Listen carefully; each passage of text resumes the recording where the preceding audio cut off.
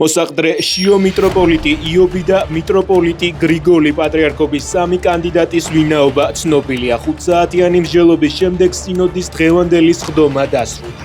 კანდიდატებიდან ყველაზე მეტი 20 ხმა მეუფე შიომ დააგროვა, 7 ხმა მიიღეს მეუფე იობმა და მეუფე გრიგოლმა.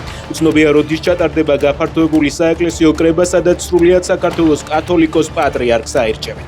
მართვა-გამგეობის დებულების მიხედვით კრება 17 მაისამდე უნდა ჩატარდეს.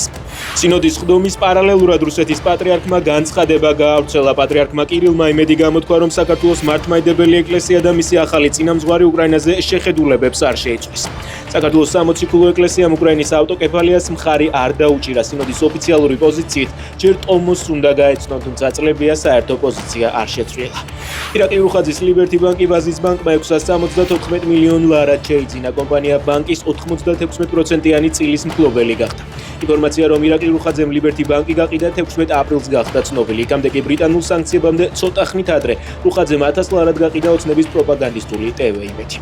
დემნამ ბალენსიაგას შავ სიაში შემიყვანა, რადგან რუსი და მხარს უჭერ რუსეთის პრეზიდენტს. პუტინის პროპაგანდისტი რუსი მომღერალი ფილიპ კირკოროვი განაცხენებულია. მისი თქმით, ბარათიდან ქეშით ვერაფრის შეძენა სახერხებს. ეს სულელური გადაწყვეტილებაა, ამბობს კირკოროვი.